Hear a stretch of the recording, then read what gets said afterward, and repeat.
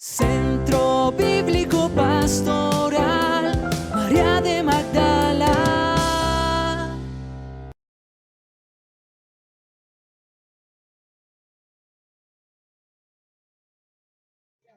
Pues entonces vamos a hacer la oración en el nombre del Padre, y del Hijo y del Espíritu Santo.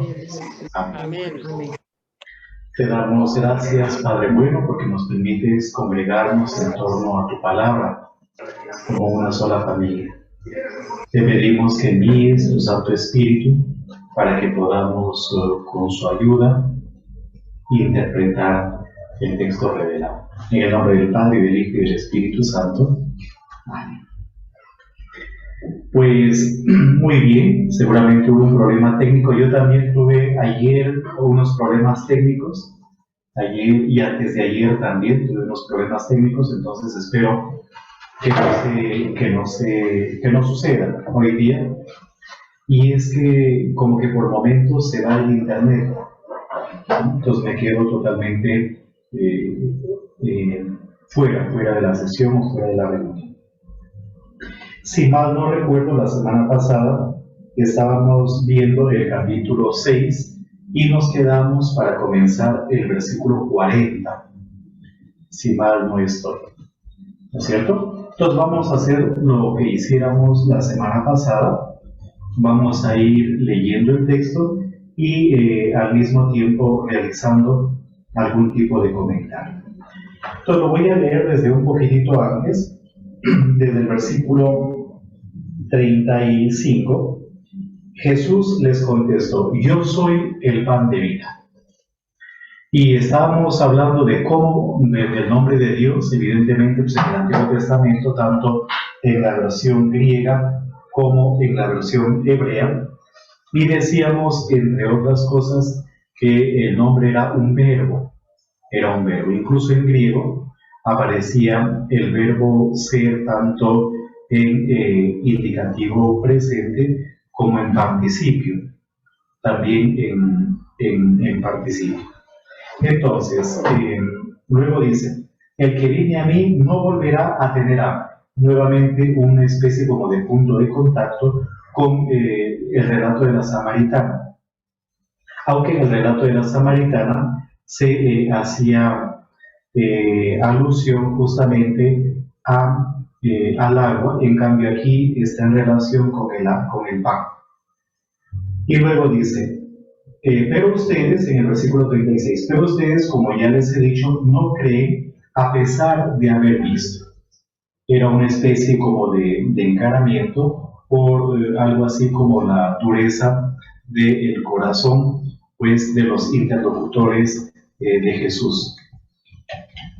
Entonces, luego versículo 37, todos los que me da el Padre vendrán a mí, y yo no lo rechazaré nunca al que venga a mí. Hablábamos también de cómo, por ejemplo, la fe, de una u otra forma, es moción de Dios, es motivación de Dios, y uno se acerca a Jesús por la fe que viene como don, evidentemente, de Dios. Y luego el versículo 38, porque yo he bajado del cielo no para hacer mi voluntad, sino la voluntad del que me envió. Una especie de relación íntima y al mismo tiempo, pues, de congruencia en cuanto a la voluntad se refiere entre el Hijo y el Padre. El Hijo hace la voluntad del Padre, lo que el Padre le ha pedido que haga. Versículo 39, y su voluntad es que yo no pierda ninguno de los que Él me ha dado, sino que los resucite en el último día. Ese versículo probablemente esté al mismo tiempo haciendo alusión a que estamos frente a un relato eucarístico y a un relato evidentemente, pues, post-pascual. Y aquí viene algo que más adelante va a ser visto o se nos va a presentar en la figura de Judas. Si bien es cierto, todos los que están con Jesús han sido llamados por el Padre para estar con Él, eso no significa de que estar con Jesús ya es garantía de salvación, sino que también está en juego la libertad de cada individuo, la acción de cada individuo. Y más adelante, en la persona de Judas, se va a poner justamente de manifiesto esto. Entonces, la voluntad de mi Padre es que todos los que vean al Hijo y crean en Él tengan vida eterna, y yo los resucitaré en el último día. Todos los que vean al Hijo y crean en Él tengan vida eterna, y yo los resucitaré en el último día. Entonces, es una especie de invitación a saber que con Él el destino, de modo definitivo y de modo eterno, puede estar asegurado, pero siempre y cuando también se cumpla con la voluntad de Él. En caso contrario, no por estar solamente a su lado, uno ya tiene asegurada totalmente la salvación. Versículo 41. Los judíos comenzaron a murmurar de Él. ¿Por qué había dicho yo soy el pan que ha bajado del cielo? Y decían, este es Jesús, el hijo de José. Conocemos a su padre y a su madre. Aquí se menciona el nombre del papá. El nombre del papá es José. Pero no se menciona el nombre de la mamá. En ninguna parte del Evangelio de Juan aparece el nombre de la mamá. Sino que en el Evangelio de Juan ya hemos visto cómo, por ejemplo, en las bodas de Caná, el trato a la mamá es mujer. Lo mismo va a suceder en el capítulo 19, en la crucifixión, cuando Jesús se refiere a ella desde la cruz con el título, con el sustantivo pues, de mujer. Mujer. No se menciona. Pero aquí tenemos un dato un poco similar a lo que nosotros ya hemos visto en el Evangelio de Marcos, ¿recuerdan? En el Evangelio de Marcos hay también una especie de menosprecio a Jesús. ¿Acaso no es este el hijo de María? ¿Sí? ¿No es María su madre? ¿Y sus hermanos no están entre nosotros? ¿Acaso no es este el carpintero, el hijo de María? Entonces fíjense que es un texto de menosprecio en realidad. Algo similar ya ha sucedido en los sinópticos y concretamente en el Evangelio de Marcos, que ya lo hemos leído y que lo hemos estudiado. Y luego el texto dice, ¿no es cierto? Este es Jesús, el hijo de José. Conocemos a su padre y a su madre. ¿Cómo se atreve a decir que ha bajado del cielo?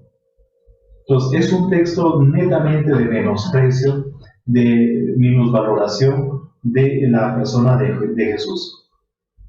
Y Jesús respondió, versículo 43, no sigan murmurando. Aquí se nos presenta a un Jesús que tiene al mismo tiempo la capacidad o la potestad de mirar los corazones. En los sinópticos también se percibe eso. Jesús comprende o entiende perfectamente lo que los demás están pensando o lo que los demás están cavilando o reflexionando. Y luego dice, nadie puede venir a mí si el Padre que me envió no se lo concede. Y yo lo resucitaré en el último día. Nuevamente el tema de la resurrección. Pero aquí hay un dato interesante y es que la fe, como les he comentado, también es un don de Dios. Es un don de Dios. Y Dios le concede a quien también de una u otra forma se lo pide. La lectura del Evangelio de la segunda lectura de ayer era interesante, ¿no? Nosotros muchas veces no obtenemos lo que deseamos porque no sabemos pedir. Entonces, aquí se pone de manifiesto de cómo, por ejemplo, el tema de la fe viene de Dios, procede de Dios. Y nadie puede venir a mí si el Padre que me envió no se lo concede, y yo lo resucitaré en el último día. Está escrito en los profetas, y serán todos instruidos por Dios. Una alusión a Isaías 54, versículo 13. Pero cuando nosotros hablamos de los profetas o cuando en los textos bíblicos se habla de los profetas, se está haciendo alusión no solamente a los profetas, sino que parece que se alude a una parte de la Biblia hebrea, lo que normalmente se conoce como los Nevi'im, que comprendería los libros históricos también. Aunque aquí esta cita puede ser perfectamente identificada y es el capítulo 54, versículo 13. Y luego viene otro lado. Todo el que escucha al Padre y recibe su enseñanza, viene a mí. Viene a mí. Todo el que escucha al Padre y recibe su enseñanza, viene a mí. Ya nos ha dicho anteriormente que prácticamente hay una especie de correspondencia, de intimidad entre Él y el Padre. Entre Él y el Padre. De ahí que la relación con el Padre es también, en cierta manera, la relación con el Hijo. Eso no significa que alguien haya visto al Padre. Solamente aquel que ha venido de Dios ha visto al Padre. Hay un dato interesante en el Evangelio de Juan y es el prólogo, que nosotros ya lo hemos leído, que ya lo hemos visto. En el prólogo del Evangelio de Juan, parecería que el autor como que logró contemplar al Verbo, o logró contemplar como la intimidad de Dios, por decirlo de alguna manera. Sin embargo, ese vocabulario que se emplea, ese vocabulario que se emplea en el prólogo no vuelve a aparecer en el resto del Evangelio, aunque como les hemos comentado, algunos dicen, por ejemplo, que el prólogo sería una especie de índice del Evangelio de San Juan. Y aquí tenemos un dato que parece estar en sintonía con el prólogo. Esto no significa que alguien haya visto al Padre, solamente aquel que ha venido de Dios ha visto al Padre. En pocas palabras, el único que ha tenido la capacidad de conocer al Padre, pues es en este caso el Hijo. Y Jesús se presenta como aquel enviado de Dios que conoce evidentemente al Padre. Versículo 47. Les aseguro que el que cree tiene vida eterna. Y nuevamente va a retomar el tema del pan, que lo dejó líneas arriba, versículos arriba. Yo soy el pan de vida. Sus padres comieron el maná en el desierto y sin embargo murieron. Este es el pan que ha bajado del cielo para que quien lo coma no muera. Esto ya en cierta manera lo abordamos también la semana pasada, porque los judíos decían que Moisés fue el que les dio el pan. Y aquí hay una corrección de parte de Jesús, esto lo vimos ya la semana pasada, que no es Moisés, sino Dios mismo el que les dio el pan. Pero ¿cuál es la diferencia entre ese pan, es decir, el maná, y el pan que Él les está ofreciendo? Que el pan del desierto, el maná, fue un alimento que les permitía fortalecer este cuerpo que terminó pues cuando la muerte sobrevino, cuando la muerte llegó. En cambio, el pan que Él les está ofreciendo, que se presenta a sí mismo como ese pan, tiene la capacidad no solamente de alimentar este cuerpo, por decirlo de alguna forma, sino más bien es un pan que conduce a la eternidad o a la inmortalidad. Él se presenta como ese pan inmortal. Y aquí hay ya toda una diferenciación pues grande con el maná.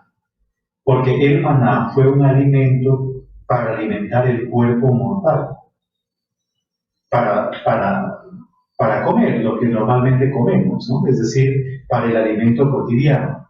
Sin embargo, el alimento que ofrece Jesús o que Él se ofrece como alimento es un alimento para la vida eterna.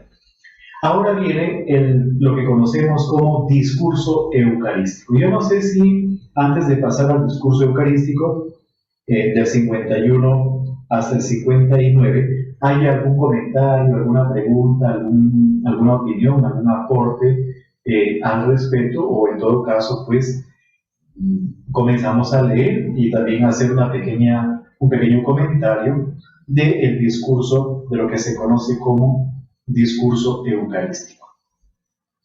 Varios especialistas, mientras alguien se anima, pues digo algunas cositas.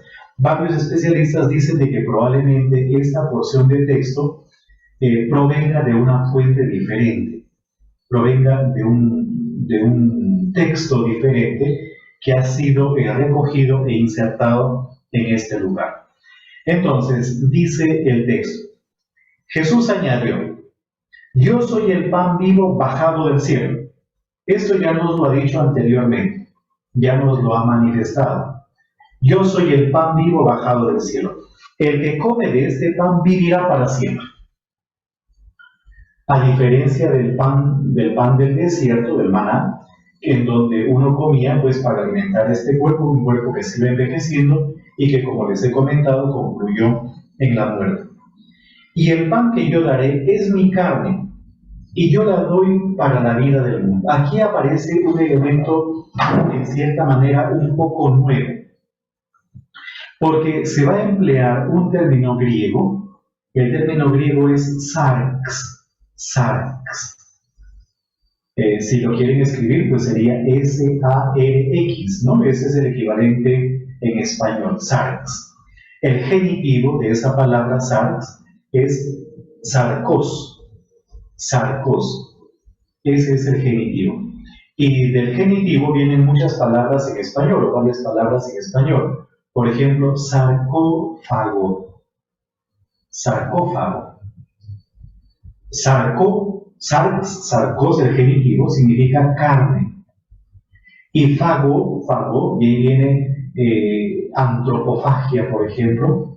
Fago significa tragar. Significa comer, pero en el sentido de tragar.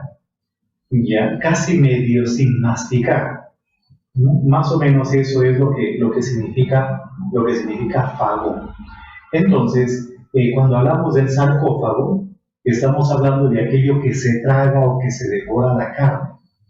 Es un nombre, pues, para una especie de ataúd en donde metían ahí los cadáveres sobre todo de los faraones, ¿no? En los sarcófagos. Y no solamente de los faraones, sino de otros más. Entonces, él está utilizando un término, el término es sarx, que significa carne, literalmente significa carne. Por eso dice, y el pan que yo daré es mi carne. Y aquí aparece otro asunto muy complicado en realidad. Porque nosotros tenemos, como les hemos manifestado, 4 relatos de la institución de la Eucaristía en el Nuevo Testamento. Uno de ellos se encuentra en Corintios. Entonces yo les voy a pedir que me ayuden. Miren por favor en sus Biblias, Primera de Corintios, capítulo 11. Capítulo 11, a partir del versículo 17. Aunque en realidad lo que me interesa está en el versículo 24. Leamos desde el 23 mejor, para no dilatar mucho el tiempo. Yo ya lo tengo aquí, pero si ustedes quieren leer también, lo pueden hacer.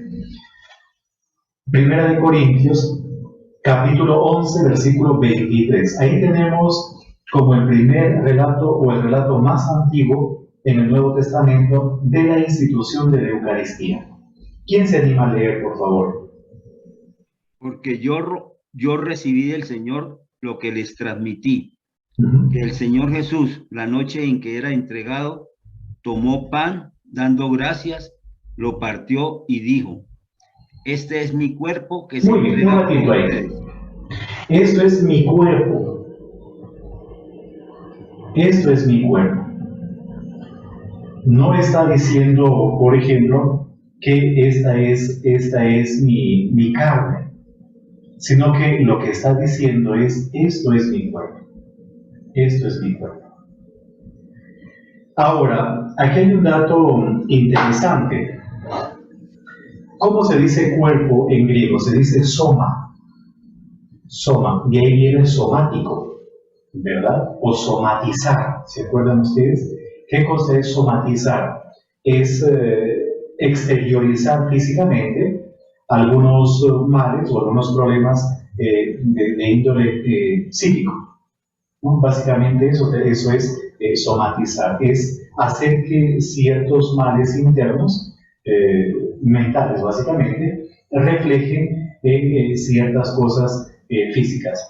Pero la palabra soma significa cuerpo.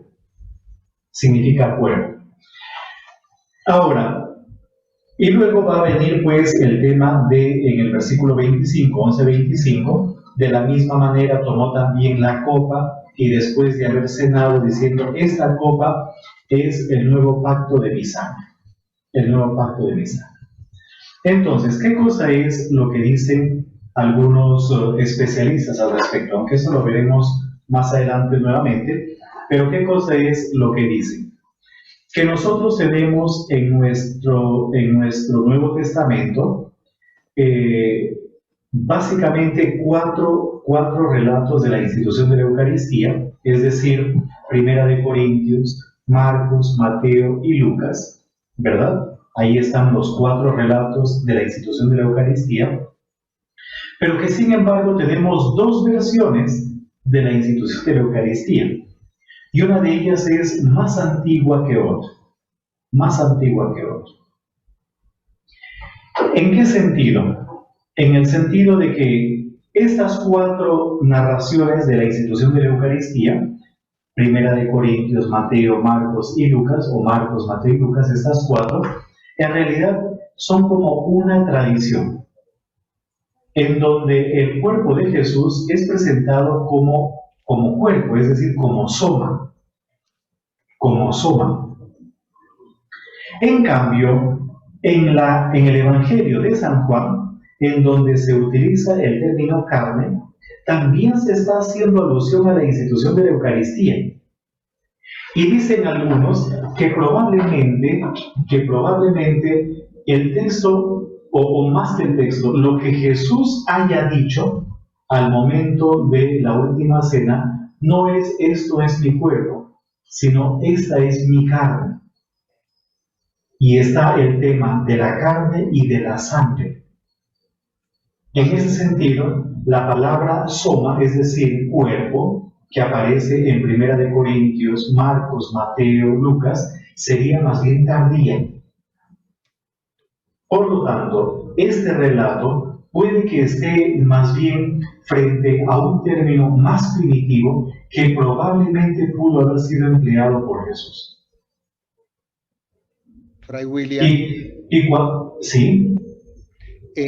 Disculpe, presentando a la sala excusas porque estaba por fuera, logré pues ya estar acá. Es que el tema que usted está tocando en este momento me llega como anillo al dedo para para hacerle esta pregunta. Es un poco venenosa, pero yo sé que usted me la va a responder. En esto, que nosotros acá en la escuela bíblica entendamos que este lenguaje que está utilizando el autor del Evangelio de Juan es un lenguaje puramente simbólico, ¿sí? Tiene que ser así, porque de otra manera pues quedaría en un biologismo que es absolutamente inaceptable. Me explico. A partir del Concilio de Trento, por atacar la Reforma Protestante, se enfatizó muchísimo la presencia real de Cristo en la Santa Eucaristía. Y el Concilio Vaticano II, y aplicando el concilio, el Catecismo de la Iglesia Católica, en su número 1353, él ya no habla de la presencia real, sino de la presencia sacramental, porque es como un abuso del positivismo el entrar a explicar lo inexplicable, porque es que estamos frente a un misterio, ¿sí? Claro que ahorita estamos en Biblia, ¿no? Y entonces, pero la sala, sí, yo pienso que debe tener una claridad meridiana acerca de la utilización del lenguaje simbólico en este pasaje, o nos enredamos. ¿No le parece, padre? Sí, totalmente de acuerdo. Es decir, yo pues, sí, yo como que el asunto es muy complicado, lo que plantea usted es muy complicado. Y, a ver, je voudrais être très diplomatique. hablé un montón, ¿no? Yo quiero ser un poco diplomático con ustedes en este momento, eso es lo que les he dicho en francés. Ahora, ¿qué cosa es, por ejemplo, lo que yo he percibido, ¿no? He escuchado de parte de algunos teólogos unas homilías en donde comienzan a hablar de que una hostia consagrada es diferente a una hostia sin consagrar. Y que, por ejemplo, algunos médicos o algunos científicos han cogido una hostia consagrada y han hecho estudios, análisis, y han encontrado elementos de la hostia que corresponden a un cuerpo vivo, como si le rebanaran a uno un pedazo de carne, por decirlo pues, en palabras populacheras. Yo no sé si los especialistas le llamarán carne o no, pero imaginemos que cogen un pedazo de nuestra carne y analizan, pues, qué pueden encontrar ahí, tejidos y yo no sé, ¿no? Entonces yo una vez escuché una homilía en esa línea y diciendo de que una hostia consagrada ya era muy diferente de una hostia sin consagrar y era casi como un tejido vivo, ¿no? Y yo no sé si eso sea, como mencionaba Luis Alberto, una especie como de abuso o no, y como un dejar de lado también toda la dimensión simbólica que puede existir en el relato. Y el misterio, porque es y que... el tema del misterio, sí, totalmente de acuerdo, ¿no? Totalmente de acuerdo.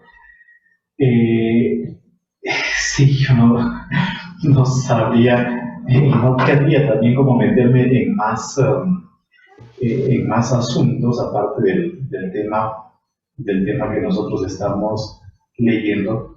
Padre, sí. Dejémoslo esta noche por ese tamaño y quedémonos con el número 1353 del Catecismo de la Iglesia Católica. ¿Nos lo lee nuevamente, por favor? Sí, se lo leo.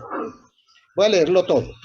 En la epíclesis, o sea, cuando el sacerdote extiende sus manos sobre las ofrendas, sí, la Iglesia pide al Padre que envíe su Espíritu Santo por el poder de su bendición. Afrontar misal romano, canon romano 90, sobre el pan y el vino para que se conviertan por su poder en el cuerpo y la sangre de Jesucristo, y quienes toman parte en la Eucaristía sean un solo cuerpo y un solo espíritu. Algunas tradiciones litúrgicas colocan la epíclesis después de la anamnesis, o sea, el recuerdo, el memorial. Y viene lo siguiente. En el relato de la institución, la fuerza de las palabras y de la acción de Cristo y el poder del Espíritu Santo hacen sacramentalmente presente bajo las especies de pan y vino su cuerpo y su sangre, su sacrificio ofrecido en la cruz de una vez para siempre. Padre, ¿por qué es esto? Yo dirijo una escuela que se llama Escuela de Formación Católica, y nosotros los cursillistas en la Escuela de Formación Católica estudiamos lo fundamental cristiano, ¿sí? Cristo, la gracia, la fe y la iglesia. Esas son las 4 columnas de nuestra formación. Y yo me quedo con esto, y así se lo dicto a los muchachos y a las muchachas, ¿no? La presencia sacramental. Y como dice un himno de laudes, todo es presencia y gracia. Está la divina presencia ahí. ¿Cómo esté? No nos interesa porque es un misterio, ¿cierto? Entonces, yo pensaría que lo dejáramos así, en las palabras del catecismo, para que no de pronto nos ganamos un baculazo y entonces eso no evitémoslo, padre, evitémoslo. Ahora, sí, yo quiero leer. Sí, Nelson, okay. Edilberto, sí. Es que en la clase de liturgia de estos días que estamos viendo sobre este tema específico, el padre decía que quien primero debe creer esto es el sacerdote. Y yo creo que eso resuelve el problema. O sea, el sacerdote es el primero que tiene que creer que eso que hay ahí es el pan, es la carne y la sangre de Jesucristo. Si no, nada que hacer. Sí, es decir, a ver, pero la fe no es ciega tampoco. La fe no es ciega y no lo digo yo, lo dice la encíclica Lumen Fide del Papa Benedicto XVI. Esa encíclica fue escrita por el Papa Benedicto XVI y publicada por el Papa Francisco, en realidad. Pero la fe no es ciega. Y uno para creer también necesita razones y argumentos. Porque en caso contrario, uno termina botando la vida sin sentido. Y un sacerdote también debe tener también razones para creer. De acuerdo. Entonces, en cierta manera, por ejemplo, esos espacios, en la medida de las limitaciones también humanas, son espacios como para buscar argumentos, ¿no? Para poder creer también.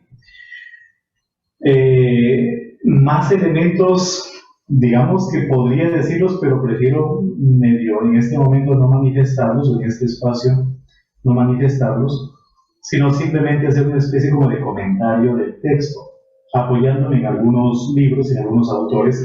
Tengo aquí conmigo, lo acabo de abrir, aunque ya es un texto que lo he estado consultando evidentemente, pero prefiero leerles lo que dice este autor, Alfred Wickenhauser. El texto se llama El Evangelio según San Juan, publicado por la Biblioteca Herder. Es un libro antiguo, del 72, antes de que yo naciera, pero la biblioteca pues, del convento no está muy actualizada.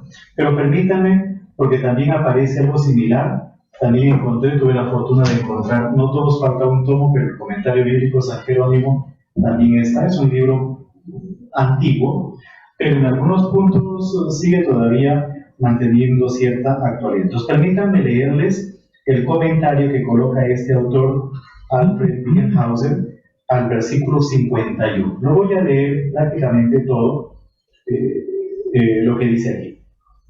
El versículo 51 inicia una nueva sección de discurso, lo que les comenté yo a ustedes.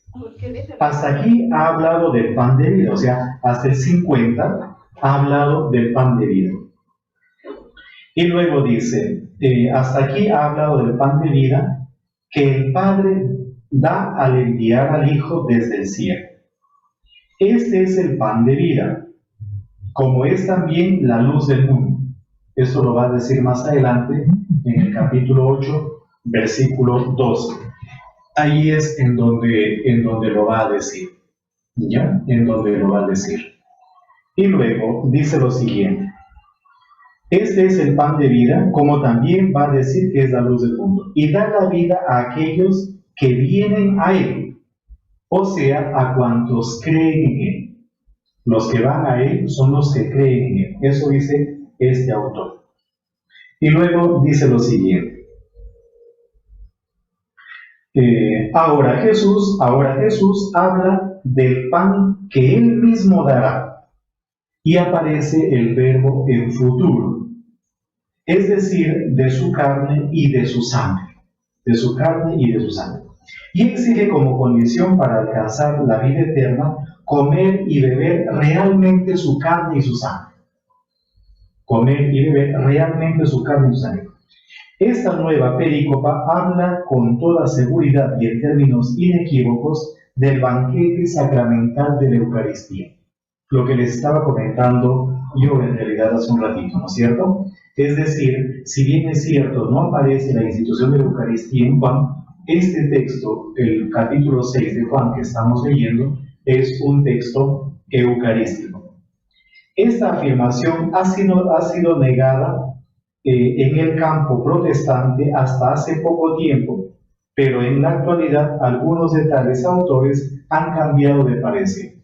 Lo que mencionó Luis Alberto hace un ratito, toda la afirmación del Concilio de Trento y de la Eucaristía, y no solamente de la Eucaristía, porque en el Concilio de Trento se abordaron varios temas que fueron como negados o replanteados por los protestantes. Por ejemplo, uno de ellos es el tema de la Escritura.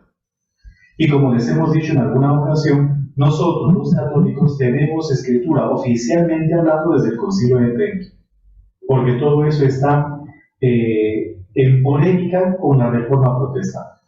Pero también aparece toda una especie de discusión en torno a los sacramentos, y particularmente la Eucaristía, porque los protestantes solamente se quedaron con el sacramento del bautismo, interpretado a su manera, se quedaron con el sacramento del matrimonio, interpretado también un poco medio a su manera, e igualmente se quedaron no con la Eucaristía, sino con la Cena del Señor. Con esos tres sacramentos, los demás los negaron. Por eso va a haber toda una especie de tratado relacionado con los sacramentos. Durante el Concilio de Trento, estamos hablando de 1543, creo que, para adelante, ¿no? No me acuerdo exactamente los años, pero creo que comenzó en 1543, algo así. Está también todo el tema de la gracia, entre otras cosas más. Entonces volvamos al texto, a lo que yo les estaba leyendo. Entonces fíjense cómo este autor, que el libro es de 1972, él dice que ya algunos protestantes en esa época comenzaban también a pensar de que este relato de Juan 6 podría estar en sintonía o en relación con la Eucaristía. Y luego, sigo leyendo el texto.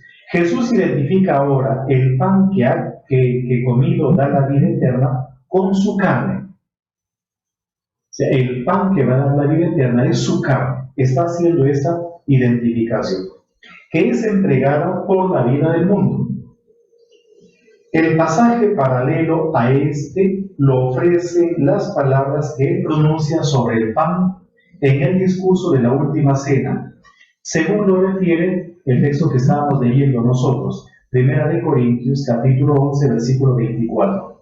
Esto es mi cuerpo, que es entregado por vosotros. Ese sería como el texto paralelo, según este autor, al texto del versículo 51 del Evangelio que nosotros estamos leyendo. Por lo tanto, una vez más les digo que efectivamente este capítulo 6 tiene toda una connotación eucarística. Pero miren lo que dice a continuación. En la expresión por la vida del mundo, la preposición por da a entender que alude al sacrificio de la cruz. Con este sentido, efectivamente, aparece de ordinario la partícula en los antiguos documentos cristianos. Pero aquí Jesús no habla de la entrega de su vida, sino de la entrega de su carne. De la entrega de su carne. La razón de ello es que en este momento piensa que la participación de su carne y de su sangre en el banquete eucarístico que instituirá con su propia muerte.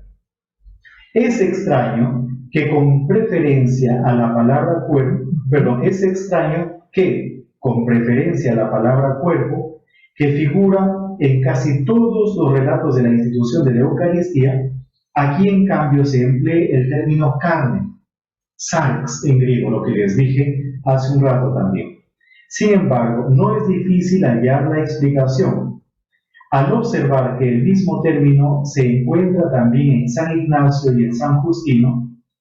El uso del término carne se debe a la preocupación por combatir ciertas herejías de la época, en especial el docetismo, circunstancia que hacía necesario insistir expresamente que Cristo se manifestó en carne verdadera.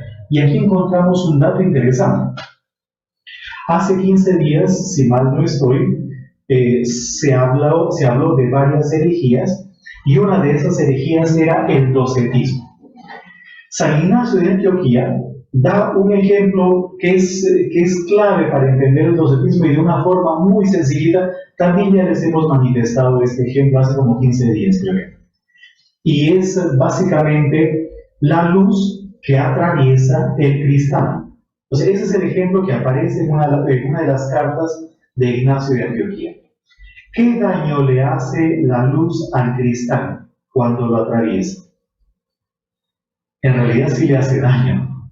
En Colombia, en el convento pues donde estaba, hicieron la remodelación de un colegio, del colegio pues que había ahí en el convento donde yo vivía, y sacaron unos vidrios grandotototes de las ventanas, o sea, sacaron y lo comenzaron a botar. Y yo dentro de mí decía, pero ¿por qué botan estos vidrios? Porque cada vidrio debía tener su valor, ¿no es cierto? Y yo pensé reciclarlos, les cuento que yo pensé reciclarlos, hasta que uno de los trabajadores del convento me dijo, esos vidrios no sirven para nada, porque cuando usted les pone el diamante para cortarlos se deshace, y efectivamente yo probé, y en cuanto uno le pone el diamante, esos vidrios ya se volvían añicos, ya, porque el sol los había quemado. Pero bueno, al margen de eso, que me imagino algún especialista lo explicará mucho mejor que yo, aparentemente, como mencionaba Mariela, no le sucede nada al vidrio. O sea, la luz pasa por el vidrio y el vidrio, pues, aparentemente queda intacto. Entonces, ese era el ejemplo que colocaban los docetas para decir que Cristo pasó por María como la luz a través del cristal. Pero detrás de ese ejemplo se escondía la negación de la corporeidad de Jesús. En ese sentido, Jesús simplemente vino en apariencia humana, pero no era humano, realmente no era humano. Entonces, lo que nos está diciendo el autor, que al mismo tiempo, fíjense, aparece en San Ignacio de Antioquía, aparece en San Justino, el término carne. Es porque están insistiendo y machacando que efectivamente Jesús se hizo carne como nosotros, que no era una carne en apariencia. Entonces, probablemente detrás del término carne haya una intención apologética en realidad, un interés apologético. Un interés apologético. Pero va a decir otra cosita más. Y luego dice, el uso del término carne se debe a la preocupación por combatir ciertas herejías de la época, en especial el docetismo, circunstancia que hacía necesario insistir expresamente en que Cristo se manifestó en carne verdadera. Por lo tanto, cuando utiliza la expresión el que no come mi carne, o sea, está haciendo en realidad alusión a que Él se encarnó de verdad. No a que hay que comer la carne de Él.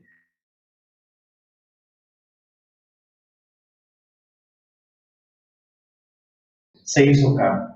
Pero luego viene otro temita que aquí aborda el autor. Es más, se puede afirmar como lo más probable que en la última cena Jesús dijo carne. Jesús no puede haber dicho esto es mi cuerpo, sino que Jesús debió haber dicho en la última cena,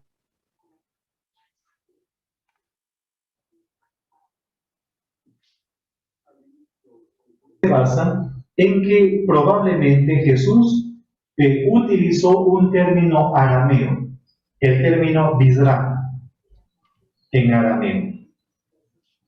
Y luego sangre, la palabra sangre también. En cambio, dice Jesús, no podría haber pronunciado la palabra cuerpo en la última cena, que es lo que nosotros leemos en 1 Corintios y en los sinópticos. La palabra cuerpo, soma en griego. ¿Por qué motivo? Porque dice, a ver, en efecto, y no cuerpo y sangre. En efecto, en la lengua aramea, el término sangre entra como componente en varios conceptos aparejados con carne, quiero decir. Ahora bien, mientras carne y sangre se encuentran atestiguados con frecuencia, la otra pareja, en cambio, es decir, cuerpo, gufá en hebreo, en arameo, y sangre no se encuentra nunca. Es decir, el binomio de oro es un grupo colombiano, el binomio es carne y sangre, no cuerpo y sangre. Por eso, lo que Jesús pudo haber pronunciado es lo que está en el Evangelio de Juan. Esta es mi carne y mi sangre. Son dos palabras que van de la mano. En cambio, cuerpo y sangre nunca van de la mano. En ese sentido, la palabra cuerpo ya es tardía y al mismo tiempo supone una reflexión teológica posterior. No sé si va quedando clara la explicación. Este autor, y lo repite, el comentario bíblico San Jerónimo lo repite también. Y los otros autores dicen más o menos lo mismo. O sea, el argumento es el mismo. En ese sentido, este texto es tremendamente eucarístico y puede que esté recogiendo algo primitivo relacionado con la última cena. Ya llegó la hermana Francisca, pero antes de que ella intervenga, yo les termino de leer, me quedan poquitas líneas del comentario que hace este autor, Alfred Wickhauser, al texto. Entonces, permítanme un ratito, les termino de leer. En efecto, en la lengua aramea, el término sangre entra como componente en varios conceptos aparejados. Ahora bien, mientras que carne y sangre se encuentra atestiguado con frecuencia, la otra pareja, en cambio, es decir, cuerpo y sangre, no se encuentra nunca. ¿Cómo se explica, entonces, que tanto en Pablo como en la tradición sinóptica se emplee el término cuerpo en lugar de carne? ¿Cómo explicar eso? Y aquí viene la razón. La razón parece estar en los 70, es decir, en el Antiguo Testamento griego. En el Antiguo Testamento griego. ¿Por qué? Porque generalmente traducen el término basar, en hebreo basar, por cuerpo. Por cuerpo. Es decir, el término basar, que literalmente podría ser más bien sarx, carne, la versión de los 70 o el texto griego lo traduce por soma. Eso significaría entonces que Pablo, y no solamente Pablo, sino que los sinópticos están influenciados por el texto griego del Antiguo Testamento, por la versión de los 70. Por la versión de los 70. Mientras que el Evangelio de San Juan estaría recogiendo una tradición más primitiva, pero no solamente más primitiva, sino más exacta de lo que Jesús pudo haber pronunciado en la última cena. Porque esas dos palabras, carne y sangre, van de la mano, mas no cuerpo y sangre. Interesante, ¿no? Eso es a mí me parece que es como muy bonito.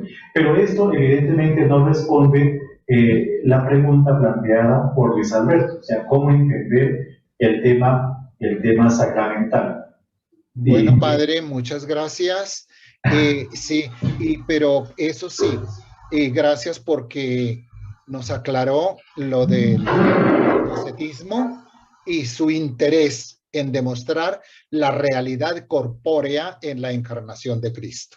Eso creo que la sala lo ha entendido. Yo pienso que también la sala ha entendido que en el numeral 1353 del Catecismo se nos habla de la presencia sacramental de Cristo en la Eucaristía. Y tercero, la sala creo que ha entendido que evidentemente, como dice San Anselmo, y me voy a la Edad Media, ¿sí? San Anselmo. Él dice en el latín de ese tiempo, ¿cierto? Pero que es efectivo hoy. ¿Qué es la teología? ¿Cierto? Y él dice, fides querens intellectum, la fe en busca de la razón. Entonces nosotros en esta sala debemos tener absolutamente claro que debemos ser creyentes, pero no crédulos, y tener una fe ilustrada. A eso es a lo que estamos invitados y por eso estamos asistiendo a una escuela bíblica de este nivel. Gracias, Padre, por su respuesta y creo que nos quedamos en paz. Bueno. Sí. Pues Anita, ya llegó a la Francisca. Nos hemos quedado en el versículo 51. No sé si tú tienes algún dato ahí como adicional. Yo llegué justo cuando el padre William estaba explicando.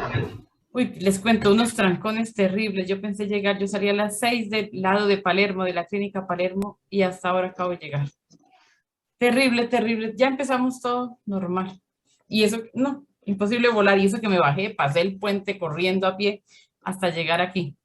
Pero bueno, ya llegué y alcancé a escuchar toda la explicación que estaba dando el padre William. Es decir, que si estamos en el versículo 51 al 59, podríamos decir que estamos en la cúspide del discurso. Yo creo que eso ya lo dijeron, ¿verdad? Es ¿cómo se dice? El culmen de todo el discurso del pan de vida. Y justo es la parte más complicada, más difícil para el creyente. Porque después de esto es que va a venir la decisión. O lo seguimos o no lo seguimos. Y pues el padre estaba hablando todo lo que significa carne. Y efectivamente tiene que ser carne y no cuerpo. Porque la carne, SARS, pues yo creo que el padre ya lo dijo, pero yo voy a repetirlo de pronto, significa el hombre en su condición mortal, el hombre en su condición de fragilidad.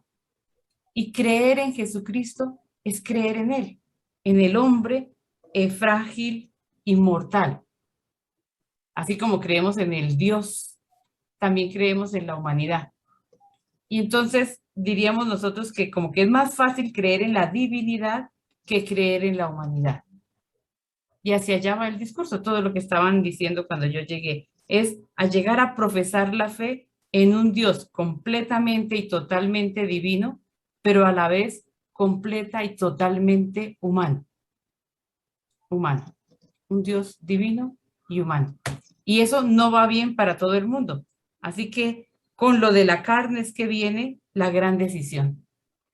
O lo seguimos a Él y comulgamos con su fragilidad, con su humanidad, o no comulgamos con Él porque solamente tendemos a ver la parte divina. Pero creo que era todo lo que estaba explicando ya el padre William, ¿verdad? Ahora, también hay un elemento que no lo hemos mencionado y que ahorita Ana Francisca me hizo como recordar, lo tenía ahí pensado para compartirles. Y es que cuando habla de cuerpo y de sangre, o de carne y de sangre, está hablando de todo su ser, ¿ya? De todo él, o sea, es como una expresión para hablar de la persona como tal, de la persona como tal, ¿cierto? Eso. En algún momento hubo también una discusión en la iglesia, creo que fue en torno al Concilio de Trento, no recuerdo bien, o honestamente no me acuerdo, lo leí en algún momento, pero no me acuerdo de manera muy precisa, de si, por ejemplo, se debía a la hora de comulgar también tomar el cáliz o no. Porque pues el cáliz es la sangre, entonces si nosotros comulgamos con el pan solamente es la carne y nos faltaría pues la sangre, ¿no? Aunque parezca mentira, esa fue una discusión. Y ahí fue en donde se dijo, no, aunque sea en un pedacito de hostia está presente todo el Cristo, es decir, toda la persona de Jesús, ¿no? Pero esto ya es un tema que en este momento, pues al menos yo no lo voy a abordar. No sé si Ana Francisca lo quiere abordar, pero yo particularmente, no, simplemente lo que hacemos es como leer un poco los textos, apoyándonos también en algunos comentaristas como el que les he presentado. Tuve la fortuna de encontrar este y otro más ahí en la biblioteca del convento, y con los bueyes que tenemos hablamos, dice el refrán. Entonces, vamos a avanzar y leer ahora el versículo 52. Esto provocó una fuerte discusión entre los judíos, los cuales se preguntaban, ¿cómo puede éste darnos a comer su carne? Y probablemente aquí también estemos en una polémica que surgió en los comienzos de la iglesia. Y una de las acusaciones que en algún momento cuando la iglesia se hizo era que eran antropófagos, ¿no? Eran antropófagos. Entonces esa fue una de las acusaciones. ¿Cómo puede éste darnos a comer su carne? Y Jesús les dijo, yo les aseguro que si no comen la carne del Hijo del Hombre y no beben su sangre, no tendrán vida en ustedes. Entonces voy a tomarme nuevamente el atrevimiento de leerles lo que este autor dice con respecto al versículo 52 y 53. Dice lo siguiente. A pesar de que las palabras de Jesús encierran todavía cierta obscuridad, esta vez los judíos entienden correctamente. Ya no pueden dudar de que Jesús exige que coman su carne, pero es una exigencia imposible. Y el solo pretenderlo es absurdo.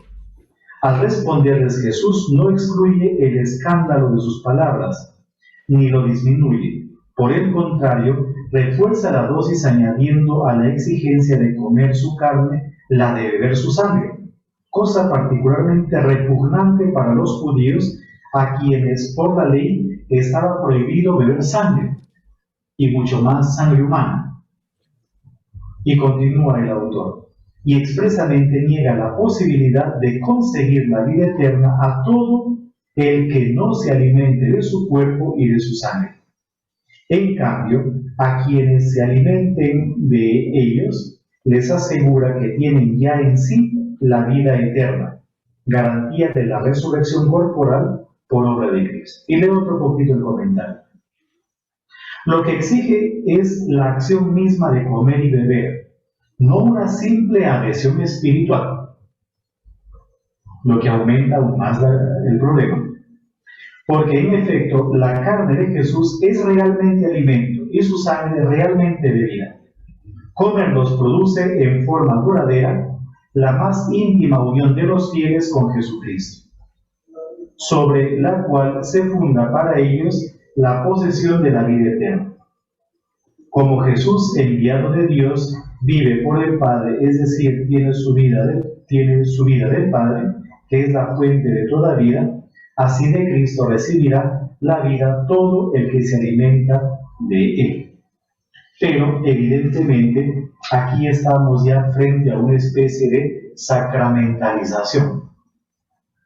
Ya el pan representando tal vez la carne de Jesús y el vino representando pues la sangre de Jesús. Entonces hablan de tal vez en ese sentido de comulgar como tal. Les voy a leer otro poquitito más, como para terminar este comentario a este autor, hasta el versículo 59. Jesús termina su discurso repitiendo el pensamiento de los versículos 49 y 50, y aplicándolo a la Eucaristía. Su carne y su sangre son el verdadero pan del cielo, el único capaz de hacer partícipes de la vida eterna, cosa que no se puede decir del maná, ya que éste no pudo preservar de la muerte a los padres que no habían comido. Esta frase, la del versículo 59, pone fin al discurso que Jesús pronunció en Cafarnaúm durante una función sinagogal, como lo observa para concluir el evangelista. Lo que sigue, lo que viene a continuación, es algo ya que sucede fuera de la sinagoga. Entonces, ahí les he leído lo que menciona pues, este comentarista, Alfred Dickenhauser, sobre este discurso eucarístico. No sé si tú, Anita, tienes algo, yo puedo buscarles también lo que... Yo quisiera que nos fijáramos un poquito en el vocabulario. Creo que ya la semana pasada o antepasada decíamos que hay todo un camino, ¿no? Que nos va llevando del pan a la carne. Y es procesual. Se va llevándonos de manera procesual porque comienza con ese pan de cebada, luego va a pasar al pan del cielo, pan de vida, y luego termina en carne. Si ustedes se fijan, ¿cuántas veces, a ver, hagamos un pequeño ejercicio, cuántas veces les aparece a ustedes pan del cielo en el texto y cuántas veces les aparece carne? Carne, ¿no? El pan aparece 18 veces, bueno. El pan de cebada, pues viene a aparecer unas 2 veces, pero pan del cielo y luego carne, porque esos también es queridos, ¿no? Ustedes saben que Juan es muy judío. A ver, si alguien ya contó las veces. Y ya sabemos que lo que es carne es en la cuarta parte del discurso, ¿no? Y la última. Pan de la vida son 5 veces. Pero el pan bajado del cielo, pan del cielo, ¿no? Pan bajado del cielo.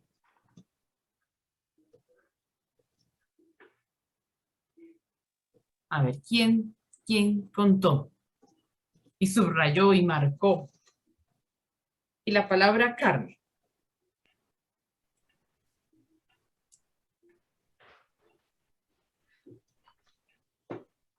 Yo encontré cuatro. ¿Cuatro qué? ¿Cuatro en qué? Pan bajado del cielo. En pan bajado del cielo, 4. Uy, yo creo que le faltan por ahí 3. Oh. O depende de las traducciones de pronto, porque estaría 7 veces. 7 veces de pan bajado del cielo. Corrijo, sí, encontré más.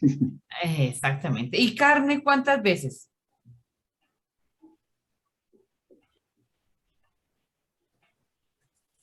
La carne.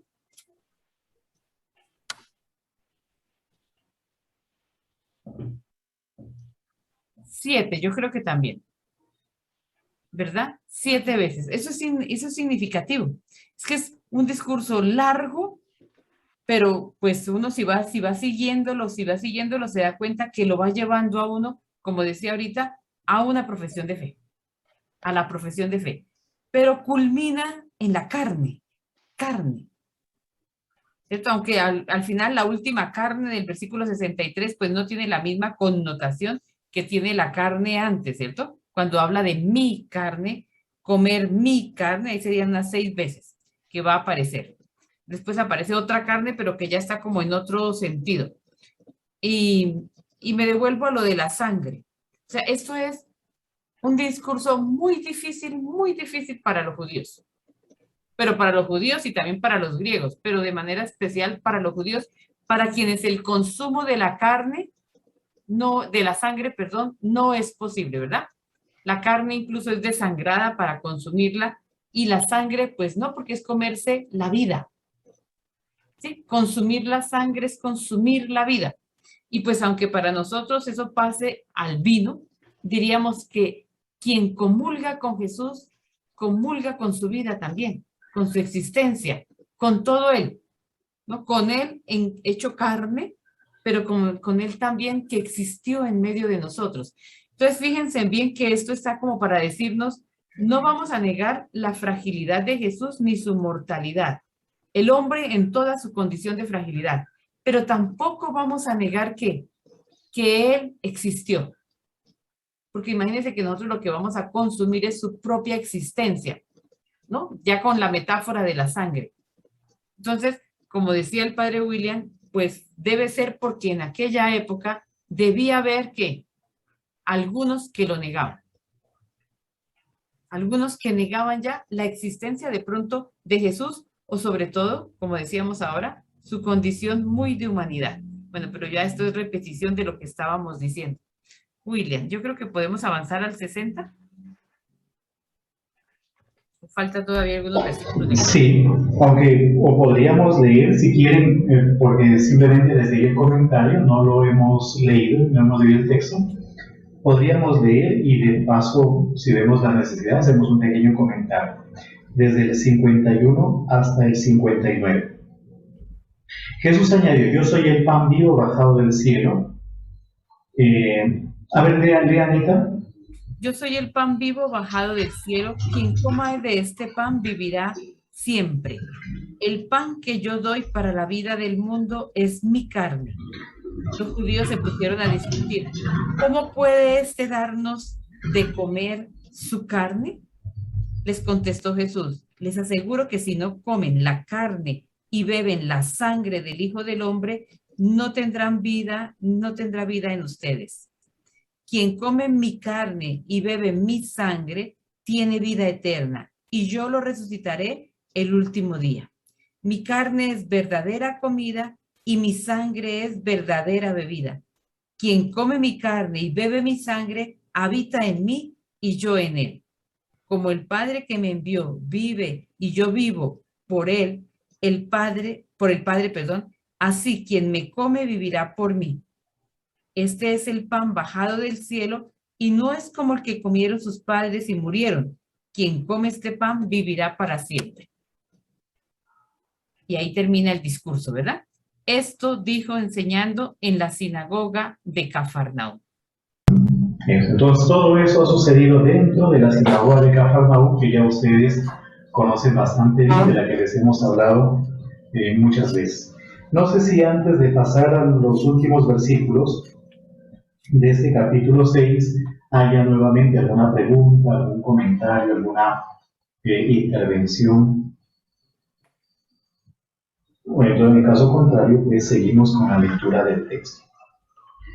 Muchos de sus discípulos al oír, sí, María. Quiero decir algo, y es que entender este capítulo y esta parte del capítulo, que es un tema pues es eucarístico, nos va a ayudar a la vida en la vida personal, en la vivencia de la Eucaristía, entender cada una de estas cosas, a lo que nos tiene que llevar es a celebrar la Eucaristía con todo el sentido, y por eso entender el cuerpo, la carne, y la sangre y los verbos. A mí me parece no se habla de que era de comer, sino de tragar el cuerpo y la sangre. Es también entender toda la liturgia de la Eucaristía, que a nosotros nos parece que cuando la celebramos como que se repite siempre lo mismo, pero eso nos va llevando a entender más y más el escuchar atentamente este capítulo. Y yo pienso que la reverencia, por ejemplo, a la hostia, ¿verdad? Que nosotros reverenciamos la hostia, el pan sagrado, que para otros no es en la forma nuestra, no es la forma, ¿cierto? Del pan sin levadura, la hostia, que es como la obleíta, sino que para otros es un pan, como para los ortodoxos. Es el pan, verdaderamente el pan, el pedacito de pan consagrado. No es, diríamos, como otros que algunos dirán, ay, pero ustedes comiéndose un pedazo de pan, o ustedes pasando para recibir esa cosita redonda que reciben, es que es mucho más. Es mucho más. Es sobre todo lo que hemos dicho, ¿no? Es comulgar con Jesús que se hizo hombre. Es reconocerlo a él como hombre. Y es decir, yo también soy frágil, él fue frágil, él es frágil, pero él es Dios, él es nuestro Dios. Entonces también reconocer la fragilidad de Cristo, pero nuestra propia fragilidad. Porque nosotros somos muy frágiles y somos mortales. O sea, nosotros no somos unos creyentes en busca de la inmortalidad. Somos unos creyentes convencidos de que somos frágiles y de que somos mortales.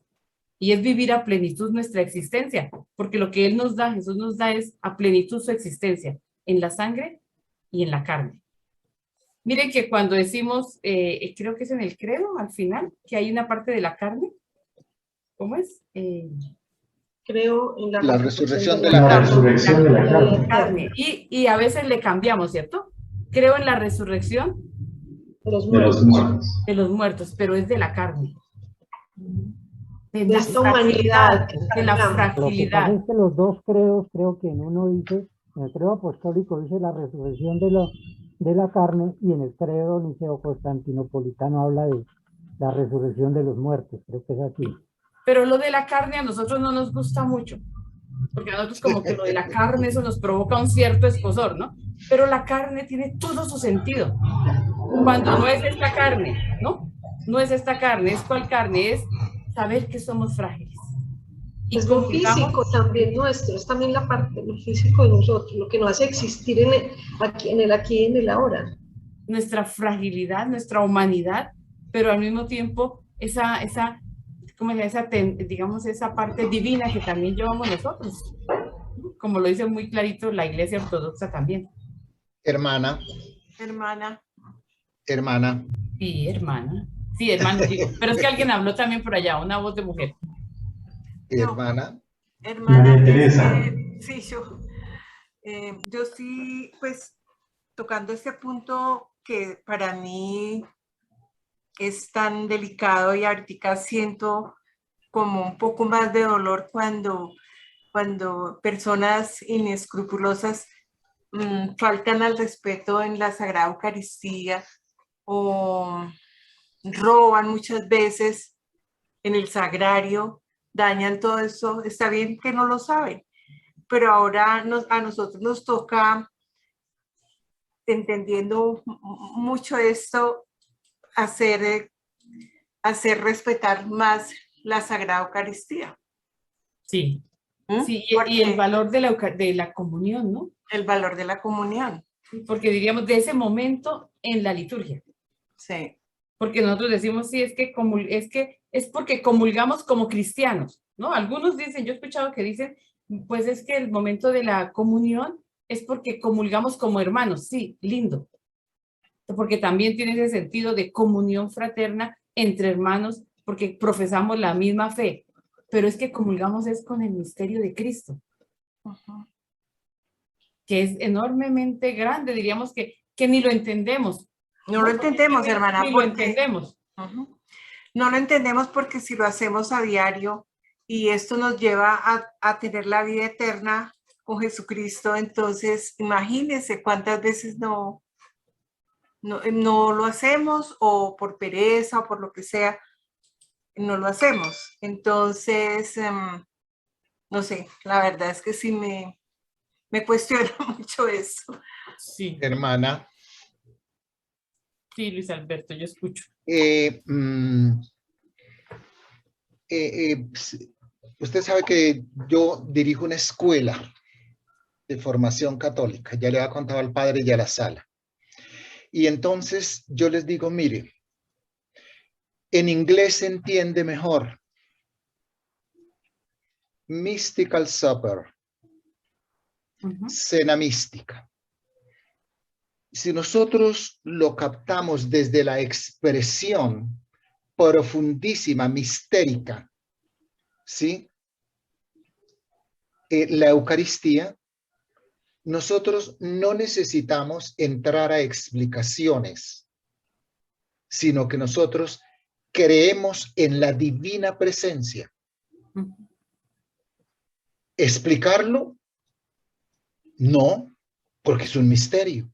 Pero para mí la expresión cena mística me ayuda mucho, muchísimo, muchísimo, ¿sí? Porque Jesús, aquí en el evangelista, el autor de Juan, está utilizando un lenguaje místico. Místico. Así es como que calmo a la gente cuando me pregunta y todo eso, ¿no? Porque pues obviamente somos supremamente limitados para poder entrar en la hondura del misterio. Sí. Pero hay que seguir con los versículos que siguen. Porque si a nosotros, diríamos, a nosotros hoy, esto nos causa, pues como que uno dice, algunos nos llena como de vida por dentro, nos hace amar más la Eucaristía, ¿verdad?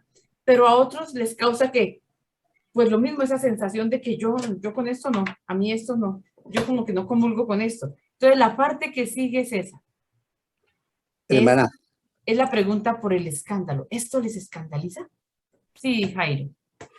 A ver, para mí es claro que cuando Jesús instituyó la Sagrada Eucaristía, no dijo, esto representa mi cuerpo y esto representa mi sangre, sino esto es. Esa palabra de Cristo es clara. Es la carne y es la sangre de Cristo. Hay una situación también de fundamento y es aquello del misterio de la transubstanciación, donde se nos aclara que la hostia deja de ser hostia, no en su forma, pero en su esencia. Y la hostia se convierte en carne y el vino en sangre. Es decir, una cuestión que, como decía ahorita, no es de explicar, sino misterio de fe. Es la fe la que nos tiene que animar. Y si pretendemos que se nos demuestre, aunque hay demostraciones, ¿no? Hay acontecimientos que han demostrado la presencia real de carne y sangre. Pero es cuestión de fe sobre todo. Sí. Por eso el versículo 60. Muchos de los discípulos que lo oyeron comentaban, este discurso es bien duro. ¿Quién podrá escucharlo? ¿Cierto? ¿Quién podrá escucharlo?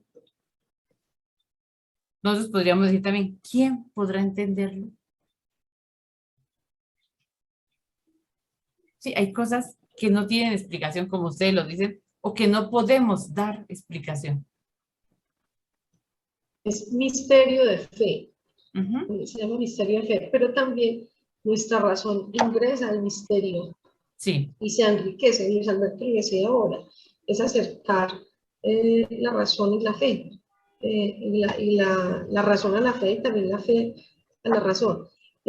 Pero también a mí alguna vez, y ahora con motivo de pandemia, se mencionó muchísimo de que los cristianos andábamos muy ansiosos de comunicar, pero muy poco interesados en hacer comunión. Y esa parte, nosotros los cristianos católicos, lo tenemos que, esta pandemia, esta ausencia del templo, nos ha llevado a replantear, y nos debe llevar a replantear, sobre todo, nuestra relación con la Eucaristía. ¿Verdad? Que es, a mí me duele en mi pueblo, aquí en Girardota, encontrar que hay gente que no volvió a la misa, se quedó pegadita a la pantalla, nunca más en tantísimo tiempo, y son personas que de mucha fe, muchas cosas, pero digo, ¿hasta qué punto cuando nosotros conocemos la historia y cuando sabemos la tradición de la iglesia en torno a la Eucaristía, al sacramento sobre todo, y también a la comunidad, lo que los anteriores a nosotros han hecho y han vivido para que nosotros tengamos los templos, no digamos que vacíos, porque afortunadamente, por ejemplo, el domingo había muchísima gente en la Eucaristía, pero eso sé que no están todos los que podríamos estar.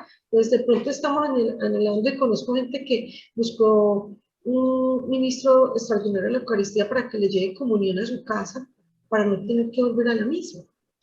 Entonces, el miedo. O sea, sí, entonces, nuestro miedo es mayor que nuestro deseo de hacer comunión con el hermano y de encontrarnos con Cristo en su cuerpo, en su carne. Sí. Pues todo esto nos lleva a reflexionar, ¿no? Y para eso estamos acá. Diríamos, para profundizar en el centro de nuestra fe, que es Cristo. Yo no sé, William, si avanzamos o dejamos aquí, ¿ok? Porque yo quisiera hablar de esos abandonos, ¿no? Pero que ya es el versículo 66. Sí, avancemos un poquito y a lo mejor terminamos el capítulo 6, ¿no? A ver, entonces en el 61, Jesús, sabiendo que sus discípulos criticaban su enseñanza, les preguntó.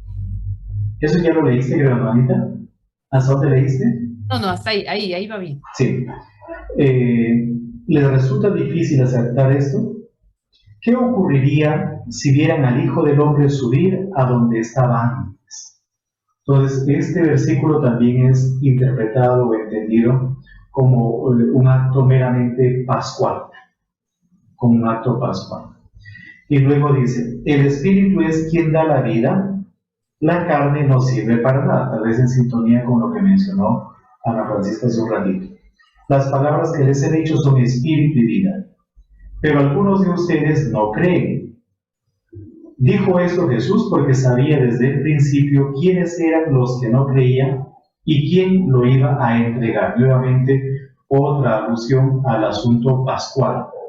Padre, hay algo aquí que me llama la atención. En la Biblia de Jerusalén hay una palabra que me parece a mí. Dice, el espíritu es el que da vida, la carne no sirve para nada. Las palabras que les he dicho son espíritu y son vida. Porque esa expresión que la carne no sirve para nada, en esta traducción de la Biblia de Jerusalén. En el sentido de fragilidad, ¿no? Sí. De fragilidad. Debilidad. Debilidad, lo que mencionaba el hermano hace un ratito también. Ahora, como quien dice, ahora superemos esto. Ok, y que somos mortales. Sí. Y dice, no sé si me voy adelantando al 65, y añadió, por eso les he dicho que nadie puede venir a mí si el Padre no se lo concede. O sea, otra vez, digamos, estamos frente al misterio. Por eso les he dicho que nadie puede venir a mí si el Padre no se lo concede. Y dice el versículo 66, Desde entonces, muchos de sus discípulos lo abandonaron y ya no andaban con él. Esto es muy interesante, porque es que fíjense bien el versículo. Desde entonces, muchos de quienes, de los discípulos, no dijo ni siquiera, no dice el texto, mucha de la gente que andaba con él. Muchos de esos que vinieron para que les diera pan. Muchos de esos que estuvieron en la multiplicación de esa muchedumbre, esa gran cantidad de gente, no. Dice de sus discípulos. ¿Sí? De sus discípulos. Entonces, ¿quiénes son los discípulos? Los que lo siguen más directamente, cercanamente, los que van con él, los que estaban con él de manera muy cercana. ¿Qué hicieron? Lo abandonaron y ya no andaban con él. Este es el inicio de unos abandonos que van a venir en el Evangelio de Juan. Y fíjense bien, que uno nunca puede tocar madera, ¿no?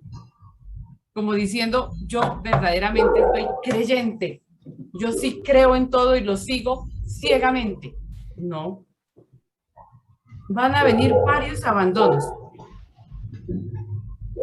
Y hasta los más a veces formados,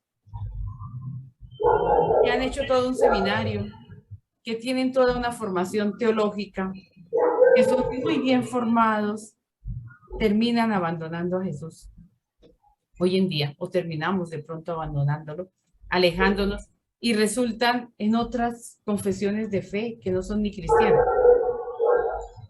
¿verdad? Entonces muchos lo van abandonando. Aquí comienza, es el primero de varios abandonos, y de pronto los vamos a mirar porque después qué tal que no lleguemos por allá. Por ejemplo, vámonos al 7:41. ¿Qué dice el 7:41? Capítulo 7, versículo 41. A ver si alguien lo encontró. 7:41 hasta el 43. Si alguien no lo quiere leer. Otros decían, este es el Cristo, pero otros replicaban, ¿acaso va a venir de Galilea el Cristo? ¿No dice la Escritura que el Cristo vendrá de la descendencia de David y de Belén, el pueblo de donde era David? Se originó pues una disensión entre la gente por causa de él. Ya ahí. O sea, otra división. O con él, o mejor, abandonamos. Luego en el 9:16. En el 9:16, a ver, ¿quién no lo lee?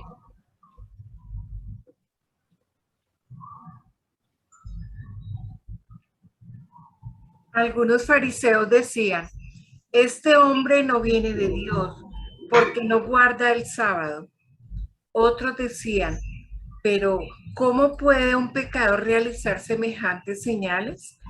Y había disensión entre ellos. Exactamente, y estaban divididos. O sea, unos lo siguen, otros lo van abandonando. Y en el 10:19, ¿qué dice? 10:19.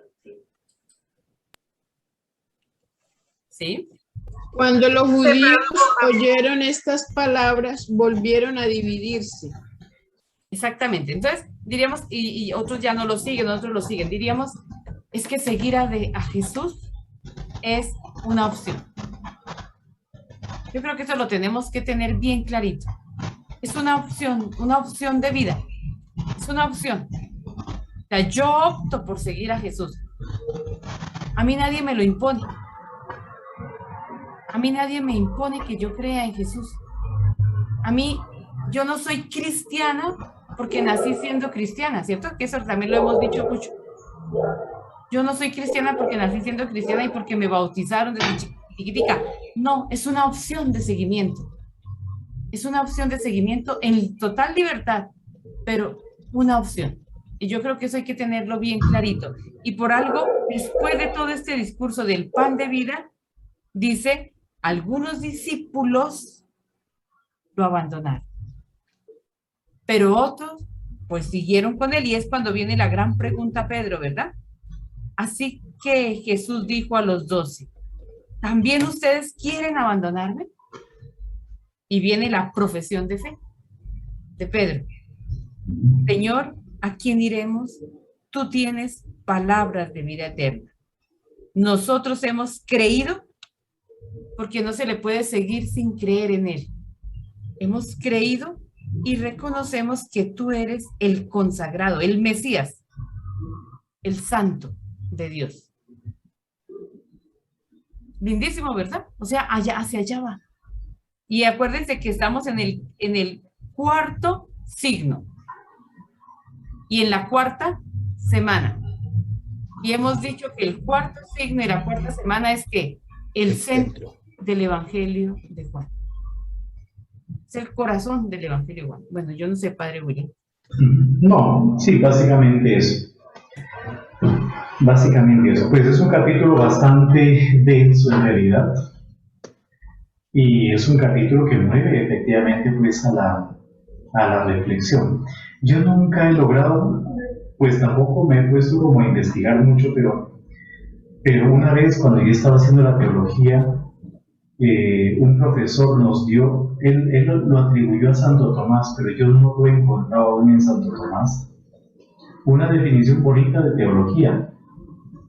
En latín, ¿no? Hablaba de la teología es ratio manuducta per fide, es decir, la razón guiada o conducida por la fe de la mano, ¿no? De la mano, pero por la fe. Él cuando nos presentó ese concepto, que se me grabó, no sé por qué se me grabó, lo presentaba como de Santo Tomás, y honestamente yo no lo he encontrado aún, tampoco he buscado tan exhaustivamente, ¿no? Pero es eso, es la razón que también se deja iluminar por la fe. Pero al mismo tiempo, como mencionaba Luis Alberto, la fe también que busca entender y comprender.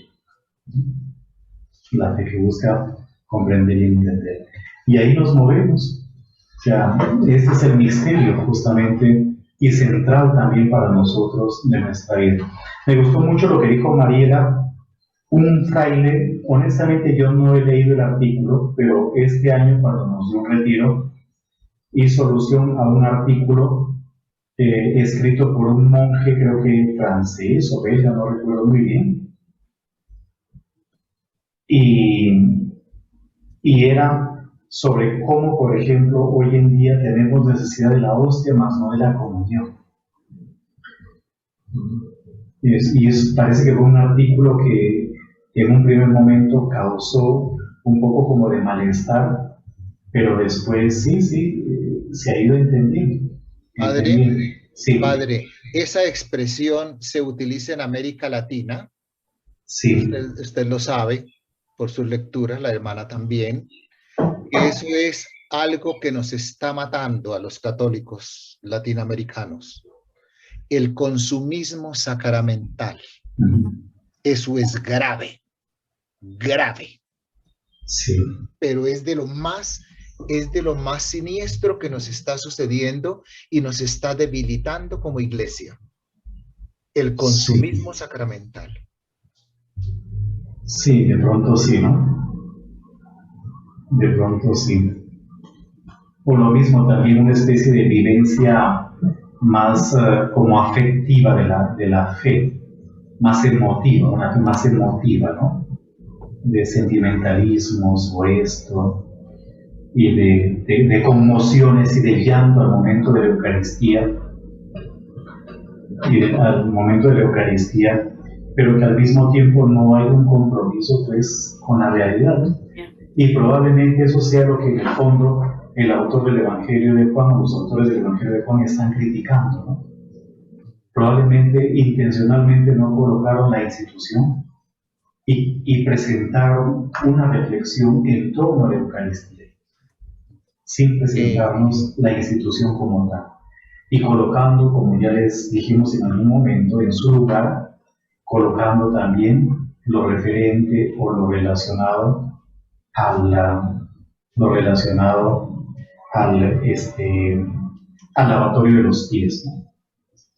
Entonces, uno puede conmoverse, uno puede, sí, emotivamente experimentar algo, pero que no se traduce en un compromiso en la vida. Sí, así es. Padre, quisiera terminar, si usted me lo permite, con una anécdota parroquial. Sí. Yo serví unos 27 años en la parroquia de San Jerónimo en Normandía, y de allá arrancó pues mi ilusión por la Sagrada Escritura, en una experiencia pastoral que se llamaba La Cita con la Palabra. Y entonces, en esos ires y venires de los servidores de la parroquia, pues claro, uno hace la fila para pasar a recibir la Santa Eucaristía. Y estando haciendo la fila, yo en una y en la otra iba una señora de la parroquia y me dice bajito: Luis Alberto, ¿y usted con esa lengua tan viperina que tiene va a pasar a comulgar? Entonces le dije: sí, mijita, yo voy a pasar a comulgar porque soy pecador. Con eso quería cerrar. Entonces, como ven ustedes, es una fama que me acompaña desde hace mucho tiempo, ¿no? Bueno. ¿La lengua viperina o que es pecador? Juntas cosas. Eso es como la carne, eso es como la carne y la sangre. Santo Dios. Bueno. Yo les voy a dejar una tarea para dentro de 8 días. Dentro de 8 días es la fiesta de las chozas. Vamos a empezar. Una de las fiestas, o sea, hemos hablado de la Pascua porque esa la conocemos más.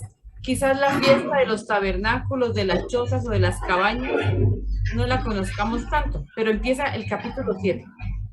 Es decir, exactamente. Entonces, desde acá, los que lo tienen, ¿no? Los que lo tienen nos van a iluminar. De los que lo tienen se van a leer de la página, exactamente donde está la fiesta de las chozas, casi al final, ¿no? Sukkot, aquí está, de la página 96 en adelante. Entonces está la fundamentación bíblica de esta fiesta, cómo se vive en la tradición judía, está todos los simbolismos que tiene esta fiesta, porque esto tiene que ver con el Evangelio de Juan. Aquí van a aparecer esos simbolismos. Por ejemplo, el de la piscina de Siloé, todo eso entra dentro de esa fiesta. La libación del agua, el libro del Coeled y la fiesta de Sukkot, el fin de Sukkot, y al final tiene que haber algo sobre cómo se vive, ¿no? Hoy en la tradición, y un acercamiento pues a nosotros también. Entonces, les queda esa tareita a los que lo tienen. Yo sé que varios de ustedes lo tienen. Vea, ya hay uno, por lo menos ya. Entonces, con el de Luis Alberto y otros que lo tengan, para darle una leidita a esta fiesta de las chozas, porque vamos a hablar de ella. Cambiamos de perícopa completamente. Versículo 7:1. Algún tiempo después recorría Jesús la Galilea. Y ahí nos van a decir que era la fiesta de las cabañas, de las chozas o de los tabernáculos. ¿De acuerdo? Bueno, gracias, hermana, gracias, padre. ¿El padre Marquitos está en sala? Sí. Yo lo vi. Aquí yo he escuchado muy atentamente hoy la charla. Uy, debe estar escandalizado, padre. No, mejor dicho. No, estoy interrogado muy grandemente porque yo soy cura párroco y me ha tocado estos combates diariamente y sobre todo ahora en la pandemia con todo el fervor que nació de yo no sé de dónde, pero estoy aquí discerniendo que a través de este estudio que nos da el padre William, la hermana Luis Alberto, el Señor que está diciendo frente a todo este trabajo parroquial, ¿no?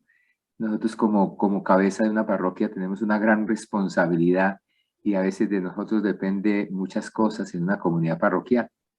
Entonces, pues que Dios le dé el espíritu a uno y el discernimiento para poder, a través de la predicación, hacer también un discernimiento verdadero para las comunidades. Eso le pido a mi Dios, no sé más. Escucho con atención y le doy gracias a Dios por tener esta oportunidad de profundizar más la palabra, profundizarla y aprenderla y saber llegar con más argumentos para poder tener esta predicación que nos toca todos los días predicamos, anunciamos, pero llevamos detrás toda una carga de la iglesia, ¿no? Este misterio que recibimos de la iglesia.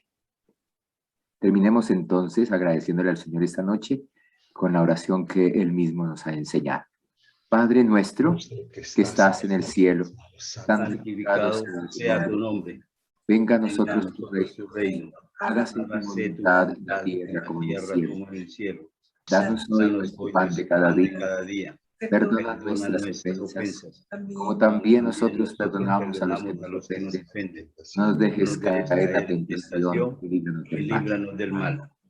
Dios te salve María, llena eres de gracia. El Señor es contigo. Bendita tú eres entre todas las mujeres y bendito es el fruto de tu vientre, Jesús. Santa María, Madre de Dios, ruega por nosotros pecadores, ahora y en la hora de nuestra muerte. Amén. Y la bendición de Dios Todopoderoso, Padre, Hijo y Espíritu Santo, descienda sobre cada uno de nosotros. Amén. Muchas gracias. Amén.